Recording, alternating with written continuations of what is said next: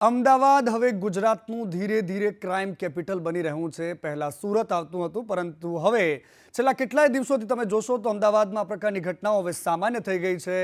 અને અમદાવાદમાં કાગડાપીઠમાં એક યુવકની સરેઆમ હત્યા થાય છે અને આ હત્યામાં પોલીસ ક્યાંક ઢીલું કાપે છે અને આ જ ઢીલું કાપવાની સજા અમદાવાદના કાગડાપીઠના પોલીસ સ્ટેશનના પીઆઈને થઈ છે।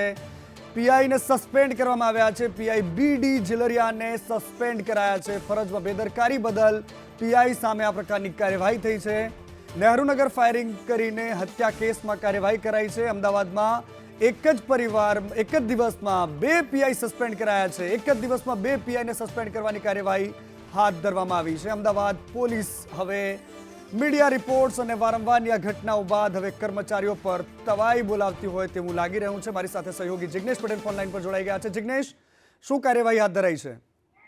મનીષ, વાત કરવામાં આવે તો છેલ્લા કેટલાક સમયથી અમદાવાદ શહેર પોલીસ કમિશનર ભલે એક વાત વારંવાર કહેતા હોય કે શહેરની અંદર કાયદો અને વ્યવસ્થાની સ્થિતિ કાબુમાં છે, પણ ક્રાઇમ રેટ ઘટ્યો છે, પરંતુ જે પ્રમાણે હત્યાની બનાવો સામે આવી રહ્યા છે, 2 દિવસમાં 2 હત્યાના બનાવ સામે આવવા અને તે હત્યાના બનાવમાં ક્યાંક ને ક્યાંક પોલીસની ઢીલી નીતિ સામે આવતા 2 અમદાવાદના જે પોલીસ મથકો છે તેના પીઆઈને સસ્પેન્ડ કરવામાં આવે છે।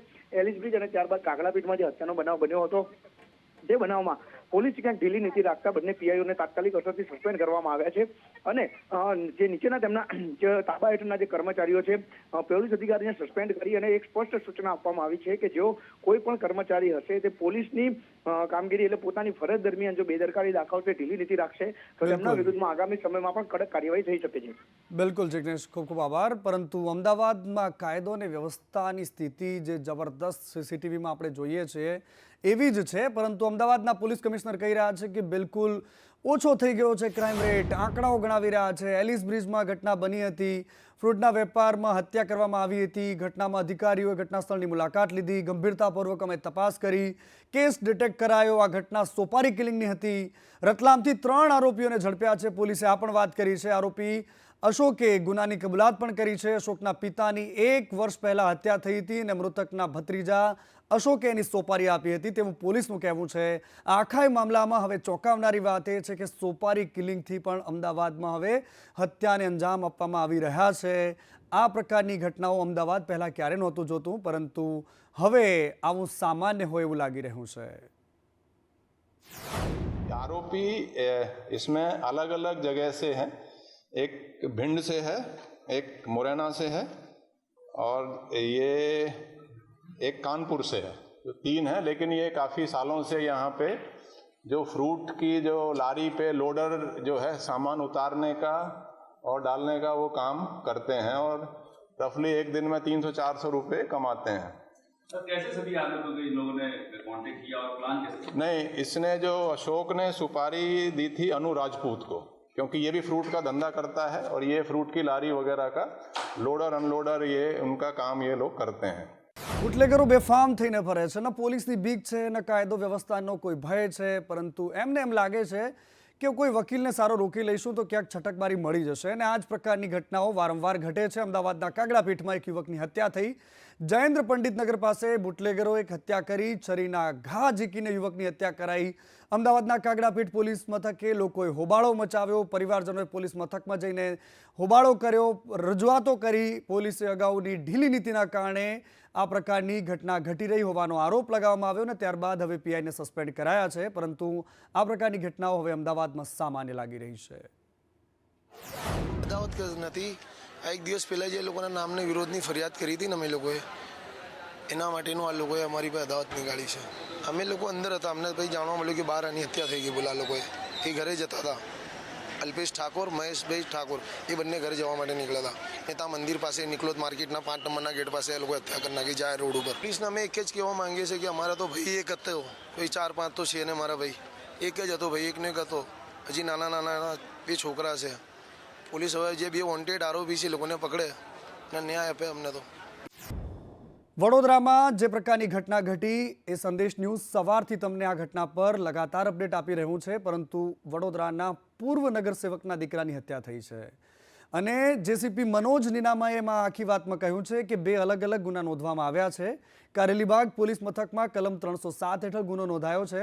રાવપુરા પોલીસ મથકે પણ હત્યાનો ગુનો નોંધાયો છે। અત્યાર સુધીમાં કુલ 6 આરોપીઓની ધરપકડ કરી છે।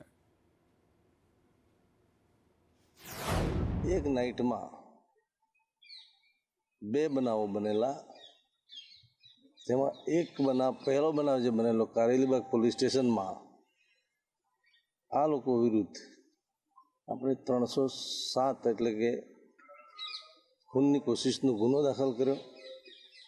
અને બીજો બનાવ જે સિવિલ હોસ્પિટલ SSG ખાતે બને છે એમાં આપણે ખૂનનો ગુનો દાખલ કરી અને સાથે ભોગ બનનાર અને પ્રથમ ગુનામાં અને બીજા ગુનામાં ભોગ બનનાર જે ઇસમો છે એ દલિત સમાજ, શિડ્યુલ કાસ્ટ સમાજના છે.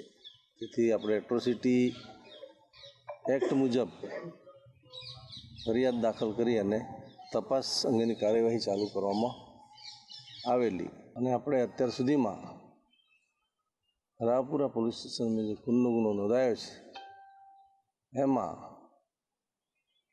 5 આરોપીઓને આપણે હસ્તગત કરીને ધરપકડની કાર્યવાહી કરી છે.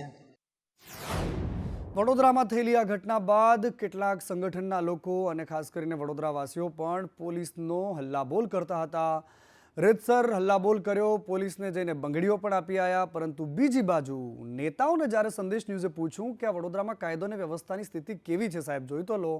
અને ત્યારબાદ જે જવાબ મળ્યા, કોઈએ હાથ જોડ્યા, કોઈએ નહીં કંઈ નહીં બોલાય આ પ્રકારની વાતો કરી અને મૌન ધારણ કરી લીધું. કારણ કે વિષય સરકારનો હતો, કાયદો અને વ્યવસ્થાનો હતો. વડોદરા માટે આ બધી જ વસ્તુ હવે ધીરે ધીરે સામાન્ય થઈ રહી છે, કારણ કે વડોદરાવાસીઓ જે પણ જોતા હોય પરંતુ નેતાઓ કંઈ બોલવા માટે તૈયાર નથી. ધારાસભ્ય યોગેશ પટેલ પણ અહીંયા છે. કાકા, આ હત્યાનો મામલો છે, લોકોમાં રોષ ખૂબ જ છે. અત્યારે લોકો રોષ પ્રગટ કરી રહ્યા છે, આ પ્રકારનું કૃત્યને વખોડી રહ્યા છે. કઈ રીતે જુઓ તો યોગેશ સાહેબ, લોકોમાં ખૂબ રોષ છે. લોકોમાં ખૂબ જ રોષ છે. રોષ તો હોય જ ને, હવે રોષ તો હોય જ ને. હત્યા થાય તો રોષ ના હોય? એ તો હજી લોકો શાંત છે, રોષ છે પણ શાંત છે. અને બીજી બાજુ વલસાડ જિલ્લાના પારડી ખાતે મોતીવાડા ગામની યુવતી પર દુષ્કર્મની ઘટનામાં પણ હજુ સુધી પોલીસના હાથ ખાલી છે. તપાસ તેજ કરી છે તેવી વાતો સામે આવે છે. જિલ્લાના 12 પોલીસ સ્ટેશનના PI, PSI, LCB, SOG આ તમામની ટીમ તેમજ 3 જેટલા DYSP મળીને 300 જેટલા પોલીસ કર્મચારીઓ બેઠક કરી હાલ પોલીસ ઘટના સ્થળ અને આસપાસના વિસ્તારોમાં સઘન ચેકિંગ કરી રહી છે. પોલીસે 50 જેટલા શકમંદોની પૂછપરછ કરી છે. GIDC અને આની આસપાસની ચાલીઓમાં પણ સર્ચ ઓપરેશન ચાલી રહ્યું છે. મોતીવાડા તેમજ આજુબાજુના ગામમાં પણ લોકોની પૂછપરછ કરવામાં આવી રહી છે. ગામના સરપંચે આરોપી પર 50,000 રૂપિયાનું ઇનામ પણ જાહેર કર્યું છે. અને બીજી બાજુ આણંદની ઘટના છે. આણંદમાં મુસ્લિમ ધર્મગ્રંથ ફાડીને ફેંકી દેવાના કેસમાં પોલીસે 4 સગીરોની ધરપકડ કરી છે. માફ કરશો, અટકાયત કરી છે. ચકડોળમાંથી ધર્મગ્રંથને ફાડીને ઉડાડ્યો હતો. ઘટનાને લઈને મુસ્લિમ સમાજમાં આક્રોશ છે અને મુસ્લિમ સમાજના લોકોએ પોલીસ મથકનો ઘેરાવો કર્યો. ખંભાત શહેરમાં હાલ શાંતિપૂર્ણ માહોલ છે. અને હવે વાત ખેડાની કરવી છે. ખેડા જિલ્લા દૂધ ઉત્પાદક સહકારી સંઘનો એક વિવાદ વકર્યો છે. જૂના ચેરમેનના વિસ્તારમાંથી લગભગ 105 કર્મચારીઓને છૂટા કરી દેવામાં આવ્યા. વિરોધ કરનારા જૂથના 105 લોકોને રાતોરાત છૂટા કરાયા છે. SRSના કર્મચારીઓને છૂટા કરાયા છે. માત્ર ઠાસરા તાલુકાના જ કર્મચારીઓને છૂટા કરી દેવામાં આવ્યા. જેમને કાયમી કરવાના હતા તેમને જ પાણીચું આપી દેવામાં આવ્યું. ઓડિટ સહિતની કામગીરી કરતા હતા આ કર્મચારીઓ અને અચાનક જ એમને કહી દેવામાં આવ્યું કે કાલથી તમારી સેવાઓની જરૂર નથી. છેલ્લા 7 વર્ષથી હું અમૂલ ડેરીમાં અને અમારા સાથી મિત્રો કર્મચારીઓ તે ઘણા સમયથી અમૂલ ડેરીમાં પોતાની ફરજ નિભાવતા હતા અને નિષ્ઠાથી પોતાની ફરજ નિભાવતા હતા. પરંતુ 16 તારીખને રાતોરાત ફોન આવ્યા કે તમને તમારી ફરજ પરથી મુક્ત કરવામાં આવે છે. કોઈ કારણ નહીં, કોઈ કશું જ એમની પાસે કોઈ એવિડન્સ એ નહોતો કે ભાઈ તમે ડેરીનું અહિત કર્યું છે એમ. તેમ છતાંય અમને ખાલી ફોનથી એમ કહેવામાં આવે છે કે તમે રાતોરાત છૂટા કરવામાં આવે છે. આ બાબતે અમે જ્યારે રજૂઆત કરીએ છીએ ત્યારે એમ કહેવાય છે કે તમે MD સાહેબ દ્વારા તમને નિકાળવામાં આવ્યા છે કે પપ્પુભાઈ દ્વારા તમને નિકાળવામાં આવ્યા છે, પણ અમને કંઈ કોઈ રીઝન એવું મળતું નથી. આ યુવાનો અકારણોસર અમૂલ ડેરીમાંથી છૂટા કર્યા છે અને એ માટે અમે આ સૌ ભેગા થયા છીએ. શું છે તમારી માગો? અમારી માગો એ છે કે અમારે અવારનવાર અમૂલ ડેરી દ્વારા કે અમૂલના જે પણ સ્થાયી થયેલા છે કે જે ચૂંટાયેલા પ્રતિનિધિઓ હોય એ બધા અમારા જે પણ ખેડા જિલ્લા વિસ્તારના જે પણ યુવાનો છે એ રોજગારી મેળવે છે વર્ષોથી. આ 7 વર્ષથી આ યુવાનો કામ કરી રહ્યા છે અને એક જ અકારણોસર આ લોકોને છૂટા કર્યા છે. અને અમદાવાદના ખ્યાતિકાંડમાં હવે આબરૂના ધોવાણ બાદ પોલીસે આળસ મરડી છે. હવે કેસની તપાસ ક્રાઇમ બ્રાન્ચને સોંપી દેવામાં આવી છે. જે પોલીસ દરિયા વચ્ચે જઈને ડ્રગ્સ પકડી શકે, જે પોલીસ આતંકવાદીઓને બાતમીના આધારે ગમે ત્યાંથી શોધીને લઈને હાજર કરી દે, એ પોલીસને 8 દિવસ બાદ પણ ખ્યાતિ હોસ્પિટલના સંચાલકો નથી મળતા, એ આરોપી ડૉક્ટરો નથી મળતા કે જે પોલીસ ચોપડે તો નોંધાયા છે, જે સામે આવીને બાઇટ આપતા હતા, એ તમામ ગાયબ છે. ક્રાઇમ બ્રાન્ચને તપાસ સોંપાઈ છે. ફરાર આરોપીઓ સામે લુકઆઉટ નોટિસ જાહેર થઈ છે. ડાયરેક્ટર કાર્તિક પટેલ હાલ ઓસ્ટ્રેલિયામાં મોજ કરે છે. અન્ય 4 આરોપીઓ સુધી પોલીસ હજુ સુધી પહોંચી નથી શકી. પોલીસે આરોપીઓને ભાગવા માટે સમય આપી દીધો હોય આ પ્રકારનો ગણગણાટ પણ થઈ રહ્યો છે.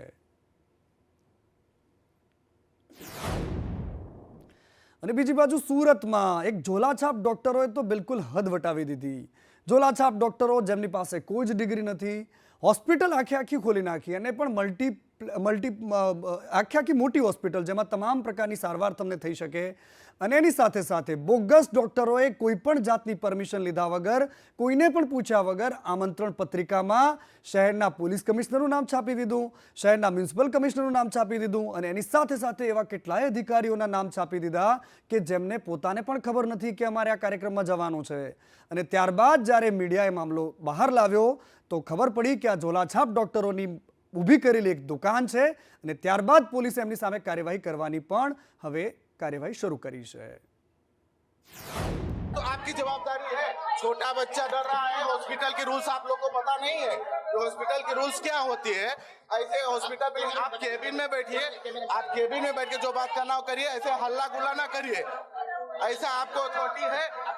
आपका अथॉरिटी है? पहले वो बताइए, आपको ऐसा अथॉरिटी है? बच्चे को तकलीफ, आप लोग हल्ला गुल्ला कर रहे हो यहाँ पे. कुछ भी नहीं. आप प्लीज साइड हो जाइए. आप प्लीज बाहर चलिए. आप प्लीज बाहर चलिए. पेशेंट की रिस्पॉन्सिबिलिटी आप लोगे? आप लोगे?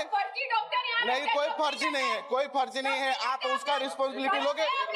आप रिस्पॉन्सिबिलिटी लोगे? ફાયર પેનલ સિસ્ટમ લગાવેલી છે, એમાં પંપનો કનેક્શન આપ્યું નથી મોટર સાથે એ લોકોએ, એટલે ટોટલી ફાયર સિસ્ટમ બંધ છે હાલમાં.